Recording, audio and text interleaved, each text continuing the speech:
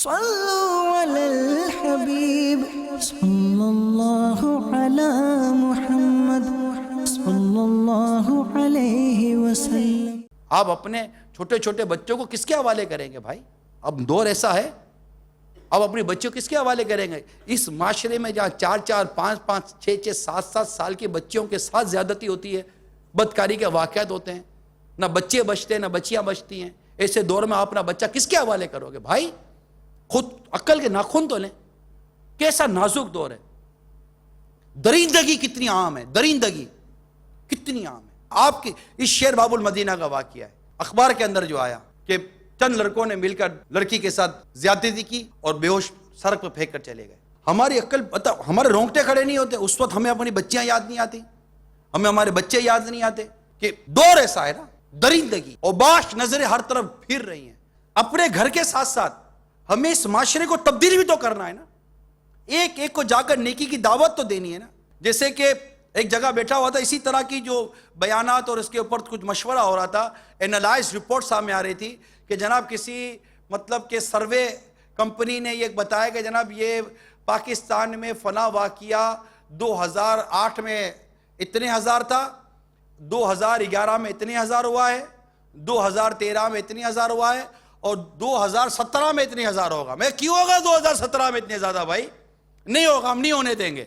اس نے تو پچھلی رپورٹ پر 2017 لکھ کر دیا ہے نا کہ 2017 ہو جائے گا، کوئی نہیں روکے گا تو 2017 میں 50,000 60,000 ہو جائے گا۔ لیکن اب بھی اگر 13,000 تک پہنچا تھا 2013 میں تو میں 13,001 نہیں ہونے دوں نا بھائی، میں روکوں نا اس کو، نیکی کی دعوت دوں نا۔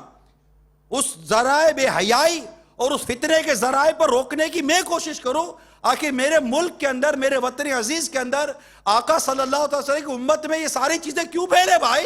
میں کیوں پھیلنے دوں؟ میں کیوں خبر پڑھ کے صرف افسوس کرتا رہوں اور کچھ پریکٹیکل نہ کروں؟ جب میں نے یہ خبر پڑھی کہ بیٹے نے باپ کو قتل کر دیا، جب میں نے خبر پڑھی کہ بیٹے نے ماں کو قتل کر دیا، جب میں یہ خبر پڑھوں کہ میرے ملک کے اندر بچیوں کے ساتھ زیادتیاں ہو رہی ہیں، اس طرح کے واقعات ہو رہے، تو میں خالی پڑھ کر افسوس کرتا رہوں، میں اس کو روکنے کی کوئی اپنے طور پر کوشش نہ کروں؟ میں مسجد جا کر، میلے جا کر نیکی کی دعوت دے کر میں لوگوں کو مذہب اور دین کے قریب نہ لاؤں؟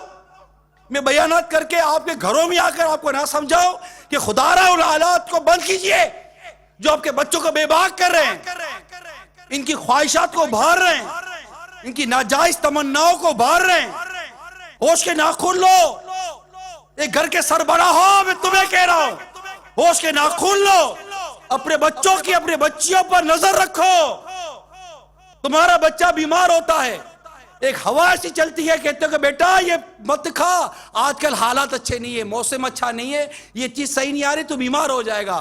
اپنے بچوں کو بیماری سے بچانے کے لیے مختلف غذاؤں سے بچانے والوں، ذرا شہر و محلے کی حالت تو دیکھو۔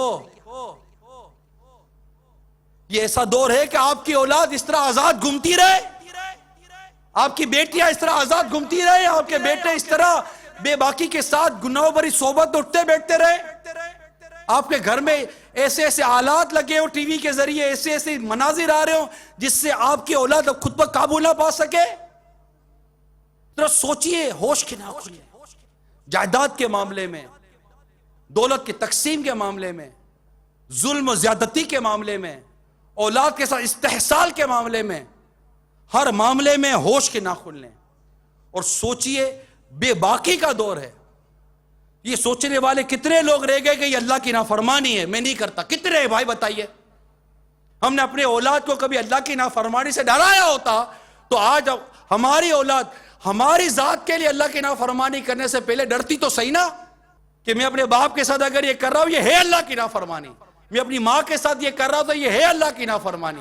ہم نے اللہ کی نافرمانی سے اپنی اولاد کو ڈرایا کتنا اور ہم ڈرے کتنا؟ تو وہ چیزیں اب نہ ہوں جو ہو رہی ہیں ہمارے معاشرے میں۔ یہ تو ہم سب مل کر ذہن بنائے نا، اتنے مبلغین یہاں بیٹھے ہوئے ہیں، اتنے مبلغین اور دین کا درد رکھنے والے، ہو سکتا ہے مدری چینل پر ہوں، ہم اپنے معاشرے کو کیوں بے حیائی اور اس میں باقی کے سپرد کر دیں؟ آخر میرے وطن عزیز کے اندر یہ کیوں ہو؟ دنیا بھر کے مسلمانوں کے اندر یہ کیوں ہو؟ ہم وعظ و نصیحت کے ذریعے تو کام کر سکتے ہیں، نیکی کی دعوت کے ذریعے تو کام کر سکتے ہیں، ہم طاقت کا استعمال نہیں کر سکتے اور نہ ہم کو کرنا ہے، نہ یہ ہمارا کام ہے۔